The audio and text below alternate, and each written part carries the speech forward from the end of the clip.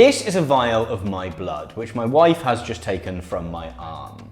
But how much testosterone is in this? See, over the past 9 months or so, I've been inundated with adverts from clinics and companies trying to sell me prescriptions of testosterone. And especially in 2025, as men's testosterone levels are naturally on the decline and have been for many, many years, it's okay to talk about testosterone replacement therapy. Low testosterone, they tell me, is on the rise. It's holding men back. It's a hidden health crisis. Supplementing the testosterone that my own body produces with a little bit extra in the form of a gel or injection can help make my body stronger, happier, more virile, Decrease my body fat. increase my facial hair growth, improve my focus, give me more energy. The list goes on. Brain fog, depression, all that shit.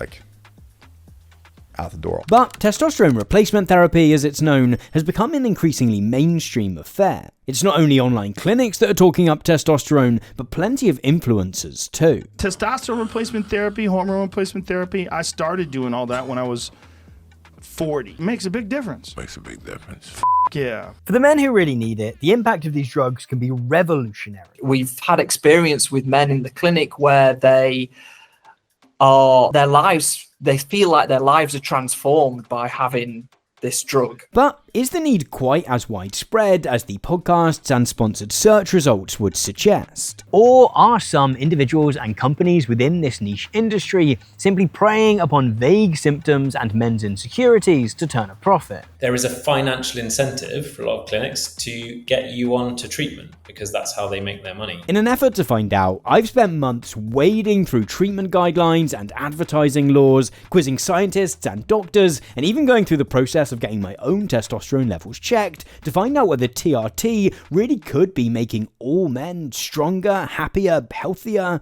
or whether it's all kind of just one big scam. So strap in, lads. Let's go. Oh, and by the way, this video is sponsored by Private Internet Access VPN, but a bit more about them later.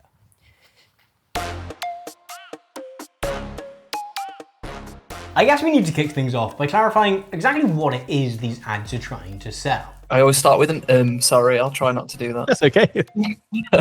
This is Daniel Kelly, senior lecturer in biochemistry at Sheffield Hallam University. Dan has done a lot of research into testosterone and testosterone treatments, as well as having written publicly about their leap into the mainstream. So he seemed like just the guy to give us a 101 on what testosterone actually does. Testosterone is the main male sex hormone. That doesn't mean that it's only produced in males, because females have it as well, but it is a hormone that is released from the testes, and it has these really wide-ranging effects all over the body. One of the main roles of testosterone is that it's involved with the development of secondary sexual characteristics in males, things like the lowering of our voice, the descending of the testes, and all them kind of secondary male characteristics that we're used to. It's very likely that some of you will already have learned about these roles of testosterone in school. But Dan explained that one of the things which has really revolutionized testosterone replacement therapy in recent years has been the discovery that testosterone does a whole lot more than simply make voices and balls drop. The research that we're doing actually expands much further beyond that, and we're seeing how testosterone can affect all systems in the body, really, to do with cardiovascular disease, diabetes, mental health. They're really wide-ranging. In fact, the aspect of all of this which first got me hooked on the topic was the fact that the current wave of testosterone ads and clinics don't just target men looking to get swole. Let's be honest, if they had, I probably never would have been served with any of them, and you wouldn't currently be watching this video. Instead, the increasing body of evidence that men's testosterone levels can affect their mood, energy levels, sleep, and focus, as well as its foundational role in making things work down below, has led to pharmaceutical companies and private health clinics casting a much wider net. I love what they're about, I love what they do. I've met with all of the team, and the direction of my own life and millions of other men's, it was a no-brainer. If you read through some of these companies' websites, browse the TRT forums, or listen to any of the more enthusiastic podcast bros speak on this topic, you'll quickly find yourself under the impression that testosterone is almost like a vitamin, and that quite a wide spectrum of men would benefit from a bit of additional testosterone. After all, who hasn't been sad or tired or unfocused every once in a while? The question I wanted to answer with this video then was whether this upswing in testosterone clinics and ads and general discourse is a genuine response to a pre-existing underserved gap in medical provision, or whether it's simply another example of using men's insecurities to try and sell us more stuff. And after a bit of thought, it became clear that the only way to make this video in a genuinely earnest, good faith way was to sign up for a bit of testing myself. Okay, I think it's worth saying up front that I have no symptoms which would have otherwise led me to seek out this particular treatment. Which isn't to say that I don't have low testosterone or high testosterone or whatever. It is simply to say that I wouldn't otherwise have sought this out had I not been suddenly surrounded by adverts telling me that my testosterone levels are something that I should be worried about. And as I go through any surveys or questions that I'm asked as I go through this process, that's something that I'm going to be quite honest about. Let's see what happens. As do many companies which sell testosterone testing and treatment, the website I used provided a questionnaire to allow me to find out whether TRT might be the right path for me. It's worth saying this wasn't required, but it was reasonably prominent on the site. As someone with no actual symptoms, I was curious as to what direction it would point me in. So first question, how much do I know about testosterone replacement therapy, TRT? I obviously know a little bit. We've done a decent amount of research around this video. However, the one thing where I'm not going to be truthful is I'm going to go in blind, right? I'd rather it gave me more information that I already know than that it assumes some knowledge that I have, which I don't. So let's go for nothing at all. Do I have a decrease in libido, sex drive? Go no for that. Do I have a lack of energy? I mean, like sometimes, right? We all get tired sometimes, but I wouldn't say I have a lack of energy that feels medical. Have I noticed a decrease in strength and or endurance? A low base rate for strength. I won't bore you with my lengthy explanations for every answer I gave. Needless to say, I answered no to everything, despite the fact the questions were somewhat vague. Am I sad and or grumpy? I guess sometimes I get sad and or grumpy. When I watch a sad film, I get sad. The only question which didn't come with an option to answer no asked me to pick which of the promised benefits of TRT I was most interested in, for which I tried to simply pick the most generic. Can I just click continue? No, I have to select one. Improved mood. It's always nice to have an improved mood, isn't it? Okay, but let's click, and I presume this is going to tell me what it thinks. Thank you for completing the questionnaire. We're assessing if I'm suitable for... I think we've already had... Okay. Inconclusive results. There wasn't enough information in your response to rule out low testosterone. And then it gives me the option to order a blood test. So, I mean, that's true, I guess, in that ruling things out is difficult. I did effectively answer no to everything in the questionnaire. I don't know where I sit on that, because that feels, you can't rule anything out, I guess. It does feel, if you've got a questionnaire on your website that suggests it's going to tell you whether or not you should continue down the path, or whether it might be worth getting a blood test, if you answer no to all the questions and it sort of tells you, well, maybe you should get the blood test, that feels a bit off. From there, the site ushered me seamlessly to the checkout page to order a test. There was even a pleasant surprise along the way. 38% off if I order now within 9 hours and 18 minutes. If I order my treatments today. Okay, up until now it felt quite professional in this.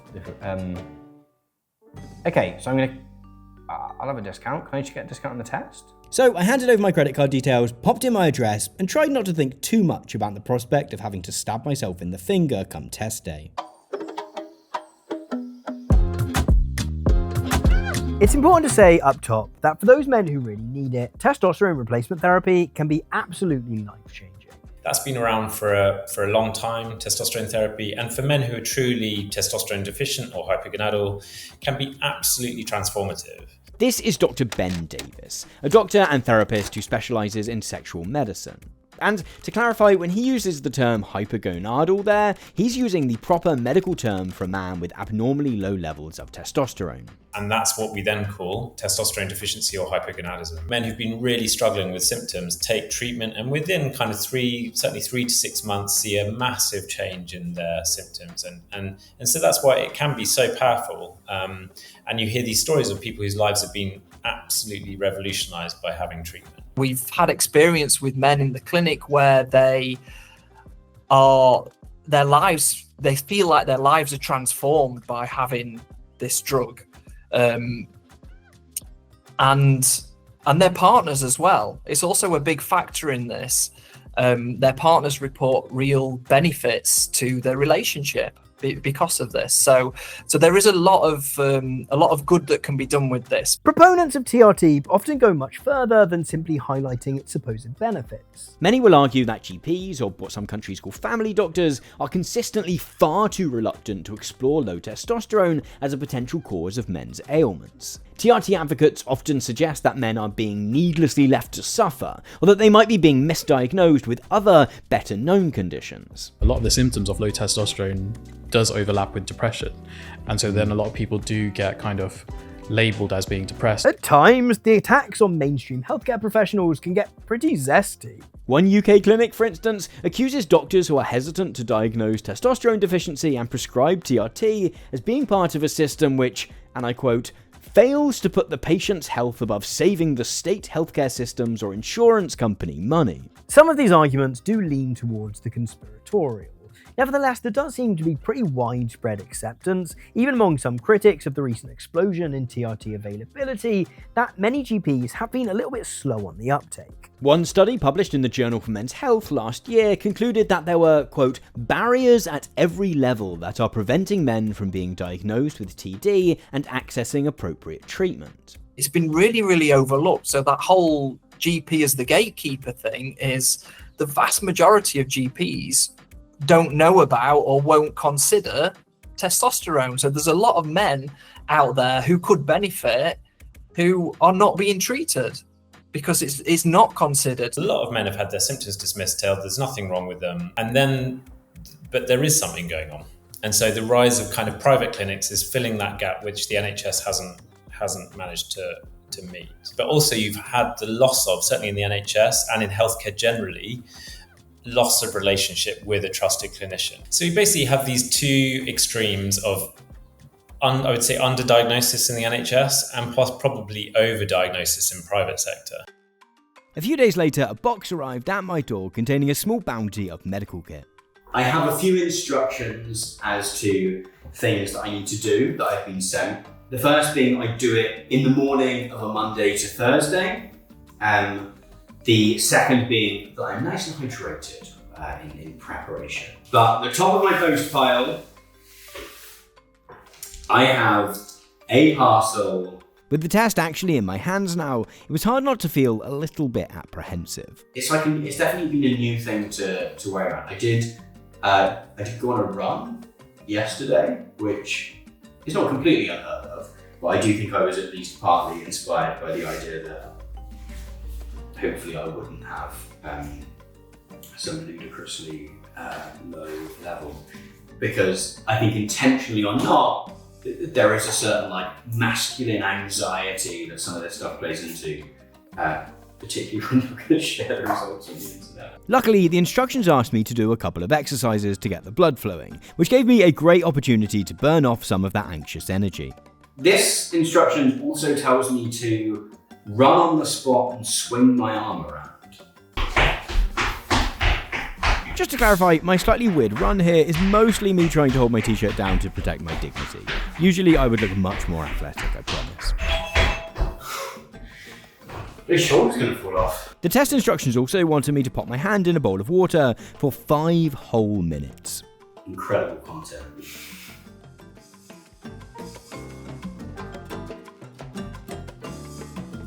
which is actually quite a long time. You watch season 2 of Andor yet? I've yet to get to it. And then came time for the test itself. So the upper line on the collection file, I need 600 blood units. Oh my goodness, this is quite nerve-wracking. Okay. Didn't love that. Okay, we have blood. With capillary successfully punctured, I did my best to milk my finger for blood. The blood is coming. Where's the hole? I've sort of lost the hole now. Okay, the prick was less bad than I thought. It's the bleeding into the tube that's turning out to be quite difficult. Okay, it's over the line. All that was left to do was package the sample up, pop an address label on the box, and after a quick trip to the post office, sit and await my results. So in the UK, the units are nanomoles per litre. A normal range for that, well, that's a really good question, actually. When a blood test like mine gets sent off, there are 2 different units which are used for measuring levels, depending on what country you're in. The US, with its insistence on using imperial units, measures how many nanograms of testosterone there are per deciliter of blood. Countries like the UK, which use sensible units, measure how many nanomoles of testosterone are present per litre of blood. The real debate, however, surrounds how many nanomoles per litre, or nanograms per deciliter, should count as low. In the UK's National Health Service, men who have symptoms of testosterone deficiency need to first see their GP, who, if they think that low testosterone is the most likely explanation, will order a blood test to explore whether the patient would benefit from being referred to a specialist, usually at the local hospital. In most areas of the UK, the benchmark for what level is considered concerning is a little over 8 nanomoles per litre, although there are some that use even lower benchmarks. At both hospitals in Bristol, for example, what's considered normal can extend as low as 6. Private TRT clinics, however, tend to suggest much higher levels. In our research, we've seen clinics stating that so-called optimal levels, which is an idea we'll come back to later, don't start until 17, 18, or even 20 nanomoles per litre. These extremes, however, can make it sound like there's a lot more discord than there actually is. Over the past few years, there's been a real push on the part of doctors and endocrinologists to standardise the levels used for the diagnosis and treatment of TD.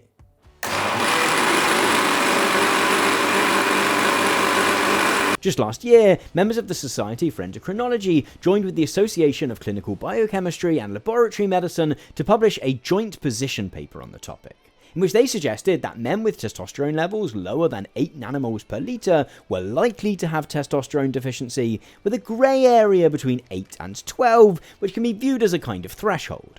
Anyone with a level over 12 is unlikely to have testosterone deficiency, and there is little evidence that TRT would be of benefit with any symptoms that they might have. The more international Endocrine Society takes a slightly different approach, simply suggesting that the lower limit of normal in otherwise healthy, non-obese young men is 9.2 nanomoles per litre. If I have less than 12, then you'll have a sensitivity to the testosterone receptors not full. And so it's saying I'm not being stimulated enough, and so you have symptoms. But from 12 up to 25 or up to 30 even, it just plateaus the response certainly in terms of kind of erections, and also a bit to do with sex drive. Okie dokie.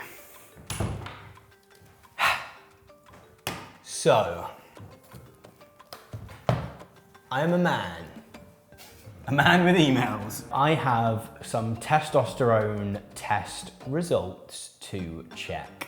I've not looked at these results yet. I found it really hard not to, but I wanted to make sure I did so on camera because I don't know, it is intriguing. And it's weird how much, even sort of coming into this process, not really caring, I sort of do care now. And maybe some of that's because I'm sharing them on camera. Okay? This is silly. Let's find out. My total testosterone levels are low. There's a sort of chart thing with 1, 2, 3, 4, 5 bars around it. I have 2 bars out of 5. It's not 1 bar out of 5, so that's something, I guess. It then says next step, enhanced blood test and consultation. Interestingly, this doesn't give me any sense of levels on the email, and I can just click buy enhanced blood test, buy that, and I'm away. Hi Tom, your blood test results have been successfully analysed by the independent laboratory at Randox. Your total testosterone levels are low. Men like you may experience symptoms such as low energy, low mood, brain fog, poor sleep, reduced muscle mass, and low libido. Based on these results, you're highly likely to benefit from testosterone replacement therapy. To start treatment, the BSSM, that's the British Society for Sexual Medicine, guidelines/regulation require us to complete a venous blood test which checks your overall health and ensures that you are safe to start on treatment. And there it says, testosterone level low, free testosterone level suboptimal. But let's go into those and see what we find. And the full results were confusing. Okay, so this is really interesting. So my results say that my testosterone levels are low. My testosterone level is 12.9 nanomoles per litre. It's interesting that the top of the page for more information is a set of tasks, and the first one, which is recommended, is buy enhanced test with consultation. So the very first step is we'd like some more money and we think you should do another test. If I go through to detailed results, I can see them on a bit of a slider. Albumin is absolutely fine. That's higher than halfway through the healthy range, so I'll take that as a win. My testosterone is in a big part of the chart that is low, and then optimal appears to begin at 18. And the green, orange, and then sort of still orange lines very much imply that below 18 is not okay. Going into this, I sort of genuinely didn't, I'm not particularly bothered about what the number is for the purposes of looking cool. I guess we're in for a penny, or a few pennies, and therefore, I guess I'm gonna take this second blood test. Okay, so I need to apologise, because I've lied to you. I didn't do a blood test for this video. It didn't feel very scientific to get my blood tested once.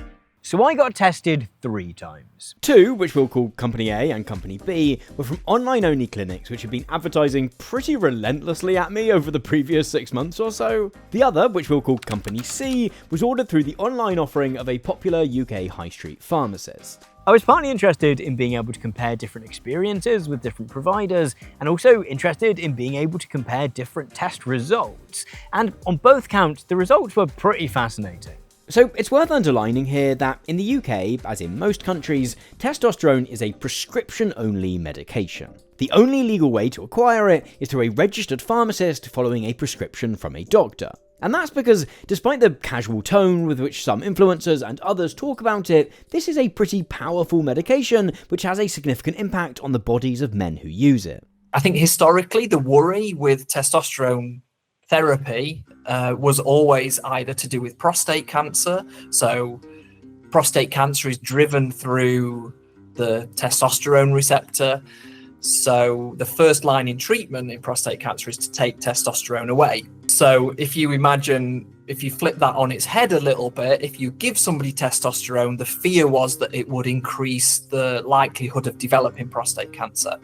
But now, over about the last maybe 10, 20 years, there's been a lot of studies undertaken that have proved the opposite of this. It's actually, there's no additional risk. And in many cases, actually, testosterone has a protective effect in the prostate. And then the second risk was always to do with cardiovascular disease. For some time, there was a fear that adding additional testosterone into men's bodies might increase their risk of strokes and heart attacks. In 2009, a US trial into whether prescribing testosterone to older men might have helped them to retain their strength and mobility for longer was halted partway through, when it was discovered that nearly a quarter of the participants who had been given TRT had experienced heart problems whilst on the drug. It's actually called the Tom trial, which is my name. Fun. The US Federal Drug Administration quickly stepped in and, in 2015, forced testosterone manufacturers to put a so-called black box warning on their products, warning patients of these risks. They also required TRT manufacturers to pay for a massive study called the Traverse Study, a placebo-controlled, double-blind, randomized clinical trial of more than 5,000 men aged between 45 and 80 years of age with confirmed testosterone deficiency.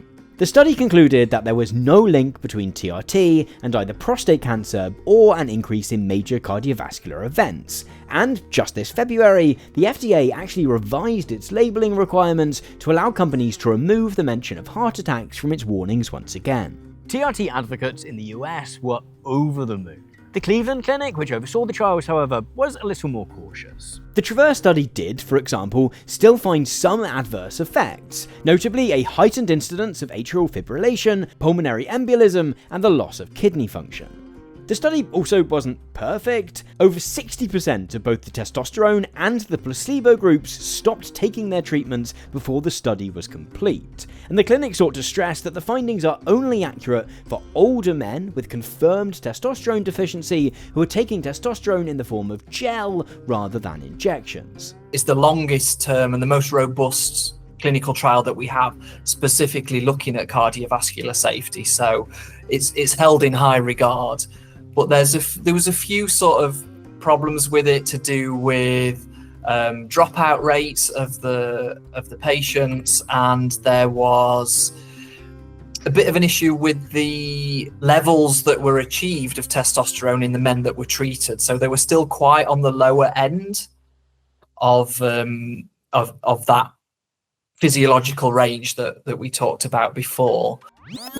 Let's rewind back to just after I ordered my first blood test, after which I immediately cracked on with ordering 2 more. I've opted not to focus too heavily on specific companies or individuals in this video. Doing so feels like it would distract from the various incentives and cultural forces which shape the entire industry. And indeed, Company B worked on a very similar business model to Company A in offering a wide range of men's health products. They offer a whole bunch of different treatments and kind of therapies, long-term weight loss, it says here, sexual support, which seems to be some kind of Viagra alternative, testosterone treatments, what we're looking for. Company B also offered me the opportunity to fill out a symptoms questionnaire, for which I took the same approach as before, answering in the negative to every symptom.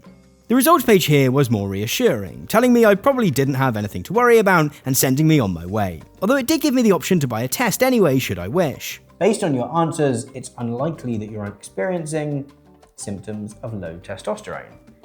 However, if you'd like a thorough understanding of your hormone health, consider our complete hormone blood test. This comprehensive test will give you a clearer picture of your overall health, allowing you to address any imbalances and take control of your wellness. Company C, the high street chain, didn't offer me a questionnaire at all. In fact, they seemed quite keen for me just to go and see my GP. Nevertheless, they too were quite happy to sell me a test if I was intrigued anyhow. We can only provide treatment if you are between 18 and 65 years old and are already prescribed this. To initiate testosterone treatment, please speak to your GP. It says, this test is for total testosterone only. If you have symptoms that might be related to abnormal testosterone levels, we'd still recommend you contact your GP to discuss these, even if your results are normal. There may be other reasons for your symptoms which need to be explored. Please take if you are happy to continue. There's a lot more of, I don't want to make this an advert. It's just interesting the extent to which they seem to be aware of some of the shortcomings of people ordering stuff online. Should I order a third test from... Take it to your GP? No, and just do the test. So I got my credit card out once again and ordered 2 more tests. My poor fingers. So you can do loads of testing, and which loads of companies sell, right? So you can now get tested. You could go and have 1,000 tests if you want. There are loads of companies who will very happily sell you testing. By chance, by just statistics, 1 in 20 of those results will probably be abnormal. That's just how normal variation works. It doesn't mean that's pathological. So the first important thing is, do you have symptoms which warrant testing, which are worrying? But there are lots of men who have a low testosterone who have no symptoms at all. They're completely fine. And that's because the androgen receptor, which is what testosterone binds to, is different, has a different genetic makeup, responds to also different changes in it, which means some men are more sensitive to testosterone than others. So if you don't have symptoms, and we can talk about key symptoms, you don't really need to worry. It's unlikely you've got the disease state, if you like, the testosterone deficiency. The concept of having testosterone deficiency makes the condition sound quite easy to diagnose. As I mentioned earlier, most hospitals, clinics, and hormone associations have thresholds beneath which they suggest it could be worth considering testosterone replacement therapy. Could, however, is the key word here, because it's worth highlighting that all reputable bodies of hormone experts suggest that blood tests should be used only to confirm or rule out TD in cases where someone is already exhibiting clear and persistent symptoms. This is often not what is being promoted by TRT advocates and adverts online. An investigation published in the American Medical Association's JAMA Network Open journal earlier this year warned that, as we've seen, specialist tests for conditions like TD are increasingly being promoted on social media as something it might be worth getting just in case. Often, the authors added, by people with a financial interest in promoting such tests. This is in spite of the Endocrine Society, perhaps the world's most prestigious authority on hormones, actively recommending against this kind of routine speculative screening. Which might seem like a strange position to take. Surely it can't hurt to just do a test, right? And yet, overtesting can be inadvisable. At the most basic level, it costs either you or your country's health service or your insurer money which you possibly didn't need to spend. I am currently 150 quid down on blood tests, and even if you can afford it, and it's not directly harmful to stick a needle in your finger every once in a while, doing so all the time can simply be a recipe for health anxiety. I found myself feeling a low rumble of fear about what my results were going to be, despite only having taken these tests for the purpose of this video. And the reason is if you start doing tests, like I said, like 1 in 20 will be abnormal, even if there's nothing wrong with you. You then have to work out what to do with that abnormal test. Do you investigate? Do you do a biopsy? Do you do further blood tests? Do you raise people's anxiety? So doing tests is not without risk for something which may never have caused you a problem, never caused you disease, but you're going down a medical path as soon as you start testing. As this paper published in the British Medical Journal in 2024 suggests, at-home tests for conditions like testosterone deficiency are more likely to be done wrong and thus lead to either false positive or false negative results. But even when they are done correctly, the authors suggest that the hyper-focus on numbers associated with the overpromotion of blood tests means that even a result which should be reassuring can end up causing concern. What if you're above the threshold, but only just above the threshold? Should you worry then? As we've already seen, some companies will actively tell you that the answer is yes. But even if they didn't, it can be hard not to start worrying, even if your testosterone levels are fine, whether or not they are optimal.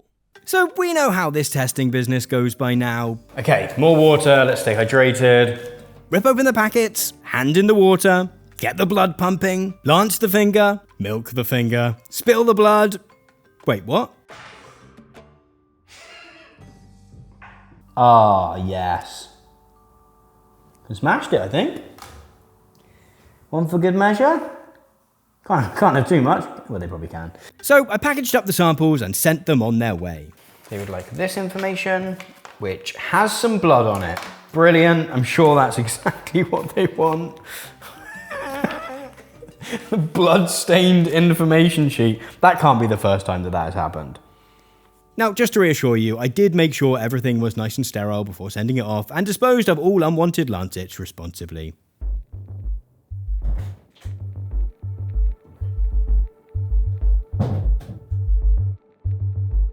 Concerns about optimal testosterone levels are only worsened by the involvement of age. Because men's testosterone levels generally fall as they get older, with levels often peaking when men are in their 20s. This is why you sometimes see testosterone deficiency referred to as the manopause. It might not be a dead certainty like the menopause is for women, but most confirmed cases of testosterone deficiency do happen in older men. I've mentioned before that testosterone levels decline with age, and they do because the testes, like the rest of our body, start getting old, so they start producing less testosterone.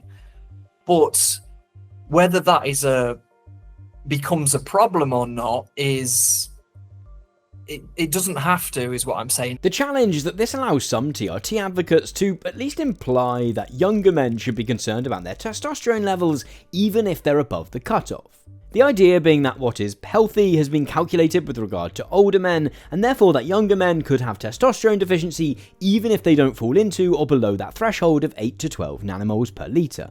Whew. The data, however, just doesn't seem to bear this out. The highest suggested cutoff level for younger men that I've managed to find from a reputable source is 14.2 nanomoles per litre for men between the ages of 20 and 24. But even this number needs some context, because that paper defines someone as having low testosterone simply if they happened to fall in the bottom third of the data pool. The authors are very open about the fact that being statistically on the low side doesn't mean that someone is clinically deficient in a way that would benefit from TRT. Men do have different levels of testosterone. It's a wide range, really, we get across the populations. There is a big difference throughout the day, throughout the year, and then over time as well. Having spent quite a bit of time digging through the data on testosterone levels, it does just seem to be the case that the threshold of 8 to 12 nanomoles per litre just seems to hold up, even for younger men. In fact, the joint position statement from the Society for Endocrinology and the Association of Clinical Biochemistry and Laboratory Medicine I mentioned earlier is quite clear that, quote, there is little evidence for the benefit of testosterone replacement therapy in men with serum testosterone above 12 nanomoles per litre. They even explicitly say that, quote, one reading above 12 usually excludes hypergonadism, even if other readings are lower. Frankly, there's just little reputable evidence that such a thing as optimal testosterone, rather than merely healthy testosterone, exists, outside of the claims of influencers and the more enthusiastic clinics. Your testosterone receptor gets saturated with testosterone. So it's responsive, certainly up to a level of about 10 or 11 nanomoles per litre.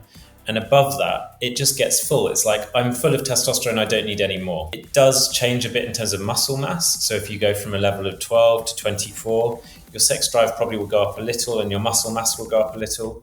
And then, of course, there's people who use anabolic steroids, which are very high doses of testosterone, but that has big side effects, long-term risks in terms of health outcomes. The key factor, which all of the reputable professional bodies highlight in diagnosing someone with testosterone deficiency, is the presence of clear and persistent symptoms. The purely statistical range for normal is just so wide that the numbers alone are essentially irrelevant. Effectively, if you are feeling healthy, there's little evidence that it's even worth doing a test. While we measure these levels, because it can be different in different men, somebody with a low level might not have any symptoms. So when we're thinking about whether a man has low testosterone or not, and it's affecting his lifestyle, then we would look out for certain symptoms that go alongside these measurements. But again, there are lots of other causes of low mood, of fatigue, of brain fog. And so testosterone is one of them, but there are lots of others. The problem is that at the moment, testosterone is having a real moment, right? So testosterone is the elixir of life. It's the elixir of like feeling sexy, feeling good, looking good, being a successful man, certain notions of masculinity. This is the answer to all of those problems. But loads of men struggle with, fulfilling masculine norms, even when their testosterone is completely normal. As we've seen, 2 of the clinics that I got my blood tested by during the making of this video actually included symptoms questionnaires on their website. Unfortunately, Company A's questionnaire was effectively fixed such that you could answer no to all of the symptoms and still be told that it would be worth buying a test. Company B's questionnaire did initially reject me and tell me that it wasn't worth getting tested. But at some point in the intervening months, the company appeared to remove the questionnaire from their site completely and now just funnel people straight to paying for a test. Which begins to get to the heart of the matter, which is that both influencers and clinics are financially incentivized to get you to go out and buy a test and consider medication, even if that's not what the vast majority of reputable medical guidance suggests. So 2 more tests means 2 more results, which I actually opened on different days.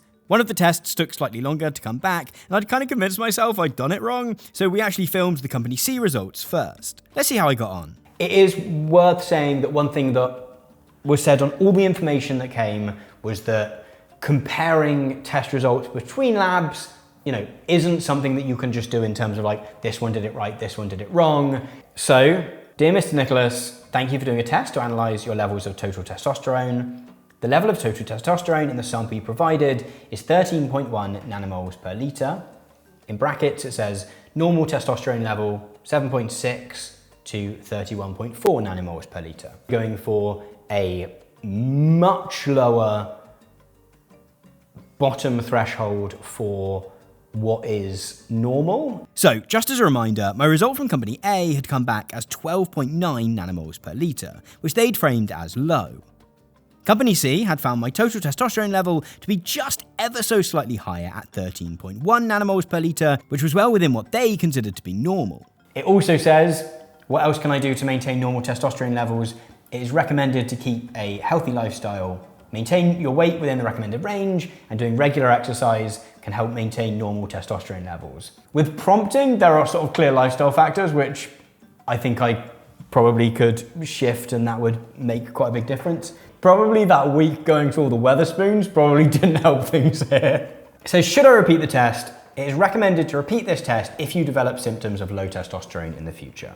Interesting that the focus here is on the symptoms as the first marker. A few days later, the results from Company B did arrive, and it turned out to be a big win for my blood. So I have looked at these already, but I've actually forgotten what the exact numbers are. So let's go and have a little look. So this one, like some of the other test results, comes with a sort of letter from the doctor.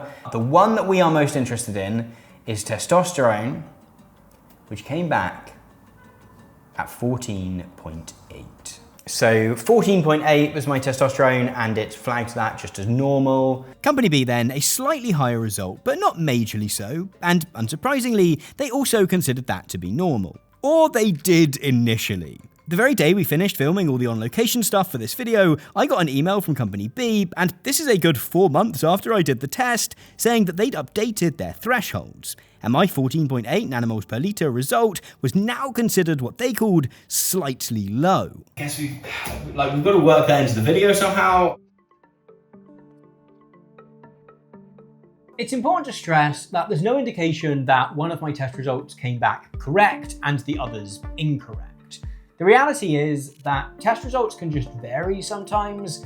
2 of the companies actually turned out to be subcontracting their testing to the exact same lab, meaning there's every chance that my 2 samples were tested by 2 people in the same building on the very same day who then went and had lunch together. A lot of places will do a finger prick blood test for testosterone, which is not as accurate. So I've seen a lot of men who've had very low home testing on a finger prick, and you do a proper venous test and they're normal. So not relying on just home testing, but having a venous blood test. What's as interesting as the results of the tests themselves then is how those results get framed. Because, as we've seen, there is a strong consensus among multiple professional bodies that a threshold of 8 to 12 nanomoles per litre is a pretty good cutoff point for diagnosing someone as being clinically deficient in testosterone. 2 of the companies I used deferred entirely to this consensus. My result was above 12 and therefore fine. The third seemed to have unilaterally decided to use a higher threshold of 15. Which, for any men who hadn't read multiple sets of guidelines before sending their tests off, could have quickly turned what should have been a reassuring, normal, healthy result into a quite worrying one. But if I was worried, that was fine, because I could always pay for a second, slightly more expensive test with a significantly bigger needle. Hello. So with the results of all 3 of my initial blood tests back, my journey with companies B and C had ended. Company B would later change their minds about that, but that was unfortunately too late for inclusion in this video. So all that was left was to power on through to step 2 of Company A's process, which consisted of another, much larger blood test. Usually in my videos, there's almost no blood tests. So it's been a real bumper for the blood test fans out there. I'm nervous because this one is like a proper vial of blood which is going to be taken. I assume this is a needle? That's the needle, yeah. And is that big? Yeah, it's not all going Okay. in, don't worry. This is the amount of blood, I imagine. There's another one in there. 2. There are 2. We're taking 2 amounts of blood. Fun fact, the vials are made in Plymouth, where we are filming this, so supporting local industry. Plasters, wipes, kit to put everything in, and we have provided our own medical professional who is just off screen. Tom, we're going to take some blood tests today, so you've asked me to do this blood sample for your testosterone testing, is that correct? That is correct. Kit ready, I laid my arm out on one of my least new cushions and prepared for the big needle, which, don't worry, we are going to censor. There was some disagreement within the team about whether we should do a blood cut for Nebula and Patreon, but I'm afraid you sick freaks are going to have to get your kicks elsewhere. You can just relax with getting Just the situation isn't overly relaxing. Again, quick note not to try any of this at home without the supervision of a medical professional. Or do like I did and think ahead and marry one. Sharp scratch, alright? Upside, inside out. Copyright, can't do that. It turned out to be a reasonable amount of blood, but I was a big brave boy and actually got through it pretty fine. If anything, the fear now is that I'll become unfine with the situation. I can see when we were interviewing Ben, he was talking about the fact that finger prick tests aren't as accurate as like a full one like this. And you can sort of instantly see why. So I packaged the sample up and headed back to my local post office, where I was now in real danger of becoming known as the blood guy, and prepared myself for another wait. You mentioned the adverts that you continually see out there. I think there's always has to be a little bit of caution with this as well, because there's with the availability of these so-called pop-up clinics that are coming along and then can prescribe testosterone, they can quite easily do that in a way where they're delivering testosterone to men that might not necessarily need it, or they're promoting testosterone as a drug rather than having healthy lifestyles, which I believe has to, at the very minimum, go hand in hand with any kind of treatment like this. I guess the element I was interested in talking to you about was more like the political element of kind of what's the right word? Commercialization, capitalistic vision of help. So how men's sexual problems have been kind of commoditized, but there's a real capitalist drive to make for a certain like vision of help, what help looks like, and it looks like a factory of blood tests, minimal human interaction, a prescription which is then delivered to your door by a factory on repeat at great scale. I guess the element of all of this, which has been lurking in the background throughout this video, but we've only touched upon ever so lightly, is the fact that all of this is a business. Which might not seem particularly novel to anyone watching from a country where cash more regularly changes hands in healthcare environments. But from a UK perspective, where the NHS means we're generally not used to thinking about healthcare in these ways, the involvement of a profit motive in the expansion of TRT testing and provision becomes impossible to ignore. In fact, as part of our national cultural skepticism around the selling of healthcare, the UK actually has pretty strict rules on how medication can be advertised to the general public. The Advertising Standards Authority, or ASA, is the UK's independent regulator of advertising, so that includes TV, online, social media, print media. Our job is to make sure that ads are honest, not misleading, don't cause harm or offence to people. This is Freddie. Freddie is a senior investigations executive at the Advertising Standards Authority, which, as he's just explained, is in charge of ensuring that adverts published in the UK or to UK audiences comply with the law. So the rules on the advertising of prescription-only medicines from the ASA's point of view is actually quite clear-cut, in that prescription-only medicines, or POMs as we often refer to them, they cannot be advertised to the general public. The rise of a glut of private online clinics selling various tests and prescriptions for a range of different conditions and situations on a direct-to-consumer model has clearly caused some concern at the ASA. In December 2024, the regulator issued a formal warning to the entire industry in response to the repeated publication of illegal adverts for GLP-1 weight loss injections. Where the ASA usually relies on members of the public to complain about adverts before it takes action, they announced that they would be taking a more proactive approach to hunting down ads which break the rules. Last July saw 9 separate upheld rulings against private clinics and pharmacies for openly advertising prescription-only weight loss medications to the general public. But I think it's, when we assess these things in an ad, we're very conscious of the effects that ads have on people, and young people in particular, when it comes to stuff like testosterone treatment. Are ads exploiting people in certain ways, their insecurities. Having spent the best part of the year working on this video, it feels like it's only a result of the limited capacity of regulators that number isn't much, much higher. Illegal adverts are endemic across the entire industry, including for testosterone. In fact, if you're in the UK right now or have a VPN, pop over to Google and type TRT into the search bar.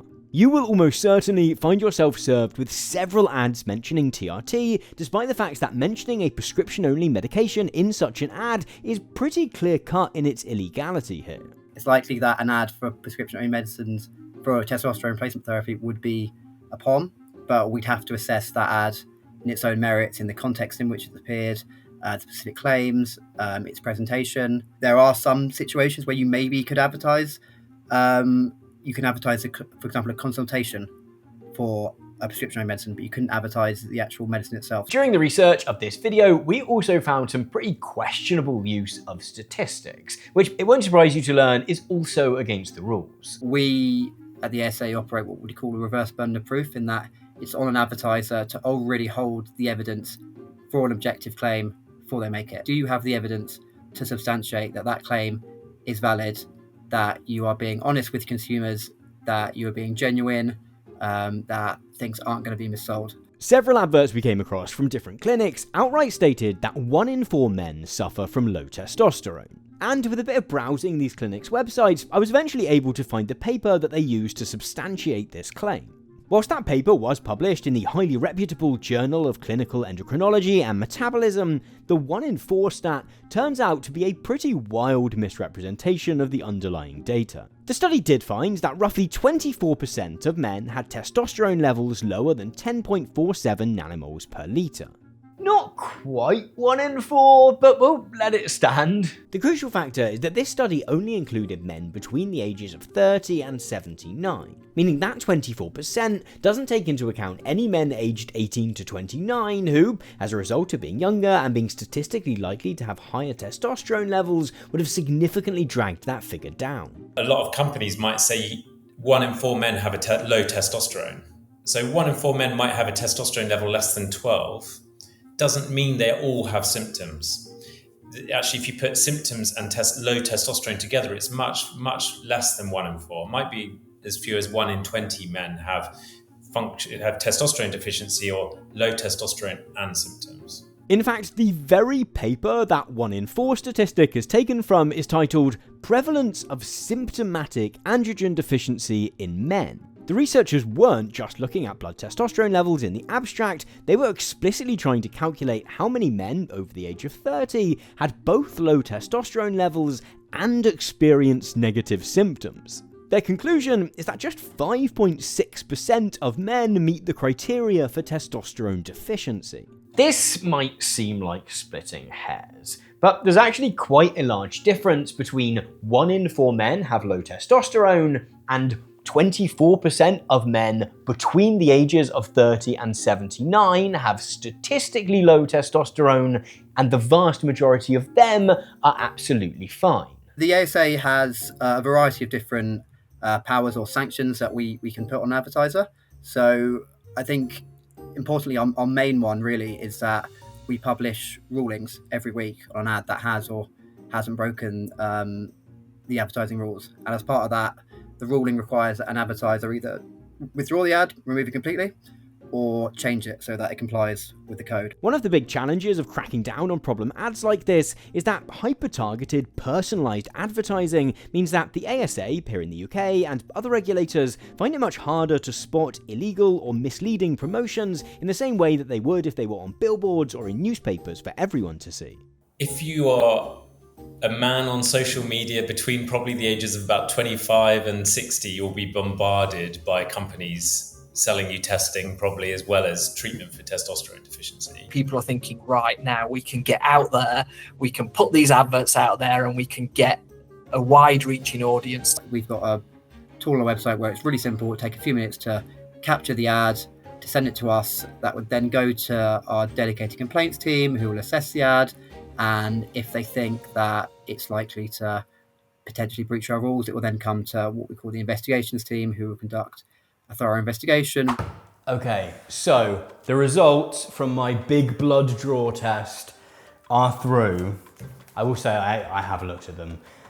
This time around, I don't know why, I couldn't hold off the temptation to have a little look. And they are quite the contrast to the first ones. Just one more time for surety, here's the results from my various finger prick tests. And one time again, there's nothing to suggest that any of these tests are more correct than any other, although it is likely that an IV blood draw is more accurate. And so, let's have a look at what my second test came back with. My testosterone levels are normal because I have testosterone level of 20.7 nanomoles per litre. Which is kind of night and day compared to the 12 that I previously was said to have had.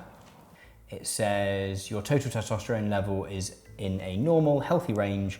Your testosterone level fluctuates naturally during the day, and we measure both your free and total testosterone to provide a recommendation. You can contact us for more advice if you have any questions. From there, the attached letter suggested that, given my symptoms weren't the product of low testosterone, I go and speak about them to my GP. You're still able to book a consultation to discuss your results with the doctor, and they will help you to decide on the best plan forward. Given that I'd already paid for a consultation, however, I decided I would take them up on the offer just to really see this whole process through. It's little wonder that so many private health clinics have been set up in recent years, or the companies are willing to spend quite so much money on advertising and to risk bending the rules. Prescription medication is, after all, a pretty good business model if you can get into it. If you look at the types of medication that these clinics tend to focus on, you'll generally find that they're medications which need to be taken for an extremely long period of time. GLP-1s, hair loss tablets, testosterone replacement therapy, all of these are treatments whereby you only continue to reap the benefits if you keep taking the medication. I've talked a lot about the rise of subscription-based business models here on this channel. Products as varied as Adobe Photoshop, Nespresso machines, Ring doorbells, and printers use various means to make it really difficult for users to leave their ecosystems. And this is a pretty extreme version of that. If you've been taking TRT for quite some time, then coming off it can be pretty rough. Yeah, on subscription, which, and if you stop taking it, you will feel awful for 3 months at least.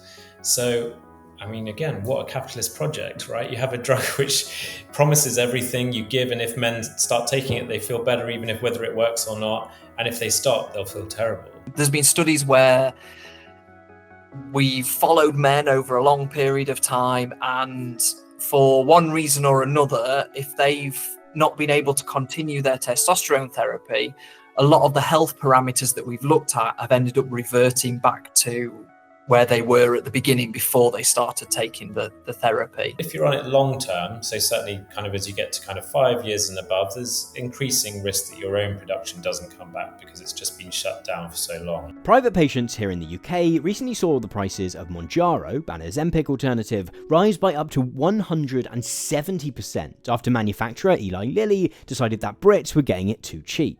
However, the decision only came after the company and its distributors had spent just under 2 years recruiting 750,000 people to take the drug. Reports have unsurprisingly followed of people stockpiling and rationing injections bought before the price rise in order to be able to not have to regain the weight that it helped them to lose.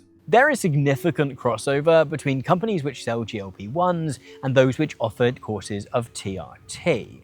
And whilst the price pressures are different for testosterone, a course of TRT can run you back as much as 150 quid per month, once additional medications to combat negative impact on fertility and ongoing testing are taken into account.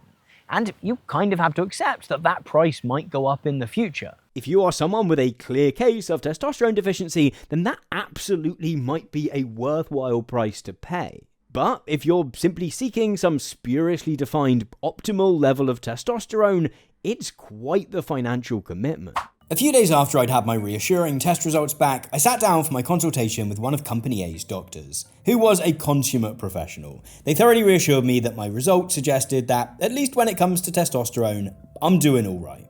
There was a brief mention of other services the company offers, although the experience was a real departure from the rest of the process, which had often felt extremely sales-led, up to and including that use of a somewhat higher threshold for what counts as healthy testosterone. In fact, wide-ranging testosterone-based fear-mongering on the part of advertisers and influencers risks turning what is a vital treatment for some men into a largely unnecessary worry for many, many more. Which is kind of expanding markets, which again is a capitalist thing of like, how do you find a new market of people?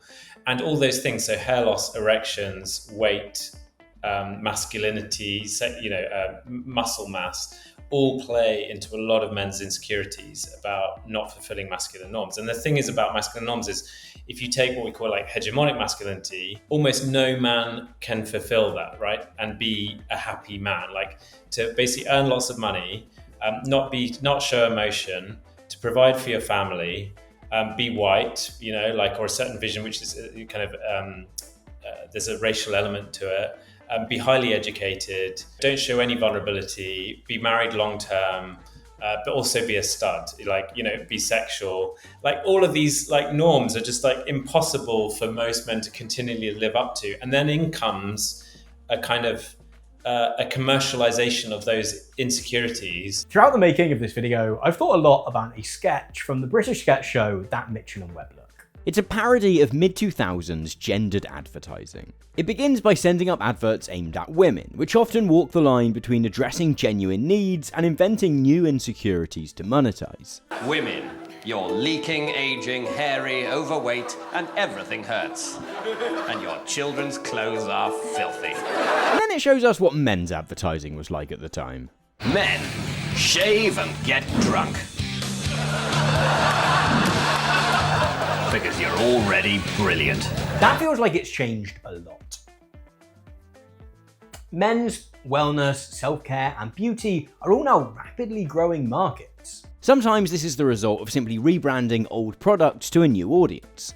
Thus, diet shakes become nutritionally complete meals, and skincare companies call themselves Bulldog so that everyone knows moisturizing is manly now. If that makes some men feel much more comfortable moisturizing or using separate shampoos and conditioners, that's fine, right? The fact that we ever managed to gender washing feels like a much bigger issue. If, however, companies are creating new things for men to be anxious about in order to sell us the solutions, maybe that's less great. It sometimes feels we've taken a weird path to gender equality, where rather than making women feel less self-conscious about their bodies, we've amped up the extent to which we make men feel shitty about theirs. I think that's why we have all these pop-up clinics now, because men won't go to the doctors, which is a bigger issue than just this. And then I find myself really sat in the middle of all of this because, well, I'm a scientist, so I'm naturally quite skeptical of everything. But having said that, I'm actually quite an advocate of testosterone therapy as well in the right situations. That so much of this TRT marketing and sales happens online is particularly notable. Earlier this year, there was a slew of articles in the UK press about men being reluctant to see their GP. A survey by the Office for National Statistics found that 48% of men felt pressured to tough it out, while a third worried that men talking about health worries might make them look weak. That this has created a target market of men who want and need healthcare advice, but without going to the doctors, is self-evident. This is effectively the phenomenon that sustains the podcast industry. People will say, because I take testosterone, right? Mm-hmm. People say, you're a cheater. I'm like, wait a minute. I'm 60. Yeah. And I train every day. I'm an actor. I'm not the linebacker for the New York Giants. I'm not a competitive Olympic wrestler. Do you know what I mean? I'm not playing for the New York Knicks. I'm not cheating at anything except aging. As with most aspects of this topic, there are really clear positives and negatives here. The explosion in the provision of online healthcare for men no doubt means that there are men out there getting help for conditions like erectile dysfunction or similar that they might never have gone to speak with a doctor about face to face.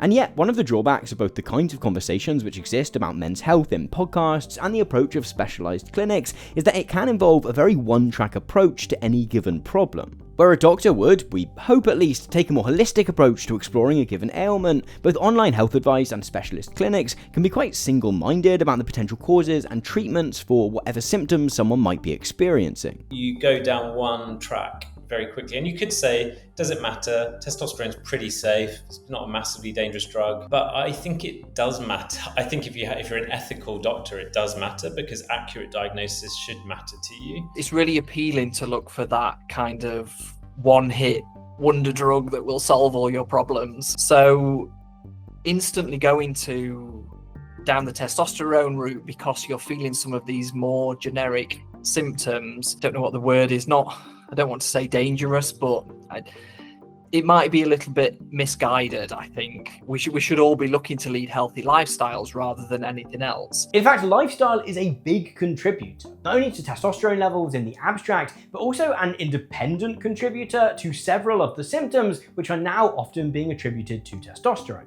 Low mood, focus, body fat, these things can be related to testosterone, but they are more likely to be related to other, much broader lifestyle factors. It's simply far, far harder to market and sell persistent, long-term changes in lifestyle and activity levels than it is the more direct intervention of a medication.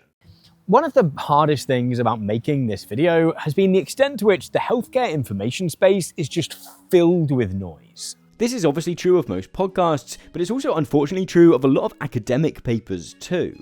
As with all medications, a large amount of the research into the need for and use of testosterone is either funded by or linked to companies who either make or market testosterone. That doesn't necessarily mean that all or any of this research is bad, but there are clearly significant resources going into expanding the market for testosterone. I would hate it if anyone came away from this video thinking that low testosterone can never be a problem. As we've seen, for the men who do experience it, it can be really debilitating. In cases of genuine hypergonadism where men aren't able to access care, that's clearly something that we need to do something about. But it certainly seems unclear that the market for TRT is quite as broad as some of the adverts might suggest. A little bit earlier, I mentioned using a VPN to see what the online world looked like from different countries. This is something people here in the UK have had to do a lot more recently since the much talked about Online Safety Act shut off access to various parts of the internet. I was actually trying to check my Blue Sky DMs of all things recently and found that I couldn't do so without verifying my age, something which would have required me handing over a whole bunch of personal information to a third-party company that I hadn't heard of before and didn't particularly want to give a lot of my private information to. Luckily, I didn't have to do that because I've got private internet access. Private internet access is a VPN, or virtual private network, which allows you to encrypt your internet connection. This way, it shields your digital life from the eyes of internet service providers, network administrators, government censors, or anyone looking to exploit your private information. It also allows you to access content or deals which wouldn't ordinarily be accessible in your country. That might include circumventing the Online Safety Act so that you too can check your Blue Sky DMs. If you know what I mean. But if you use Netflix or many other streaming services, it can also open up a whole world of extra content. Streaming services actually have thousands of hidden films and shows for you to watch, which are hidden by local licensing restrictions. Private internet access can enable you to unlock their complete libraries, simply by changing your location to one of the 91 countries that they have servers in. Private internet access is available on all platforms: Windows, iOS, macOS, Android, and even Linux. And one PIA subscription is enough to be able to access the benefits of a VPN on any and all of your devices. This being a YouTube sponsorship, I even have a little deal to offer you. If you head to my link piavpn.com/Tom Nicholas, then you can get 86% off a PIA subscription, plus an additional 4 months for free. And you can even try it out completely risk-free, because there's a 30-day money-back guarantee if you're not satisfied. While you're there though, please do make sure to use that link, as it really does help to support the channel to let them know that I sent you. That link again is piavpn.com/Tom Nicholas. All that's left for me to do is to say a massive thank you to the people who support my work by being signed up to the top tier of my Patreon page, who are Richard, Gary, Dick on Spain, Bill Mitchell, ZC Reese, Zoe Alden, Alexander Blank, Neil Zabildgard, Sophia R, Sergio Suarez, Richard Rapoon, Amit Singh Parahar, Gabriel Koch, Jimmy Dunn, Fiasco Linguini, Agent Maxwell, Glenn Sugden, Emil, Jarabar, Yillimson, Paulius Edicus, Sam Fortunato, Sanjay Yasinjean, and Douglas Urquhart. If you'd like to join them in supporting what we do here, as well as getting access to my weekly blog, The Friday Update, often early snippets of stuff that we're working on, copies of the scripts to the videos, and a bunch of good stuff, and then you can find out how to do so over at patreon.com/Tom Nicholas. Thanks so much for watching once again, and I'll see you in the next video. Alright, you sick freaks. I might have declined from showing you the actual blood taking, but as a little treat for watching the video right to the end, I will treat you to an audio described version from when I first watched the footage back myself. Oh, that's how it works.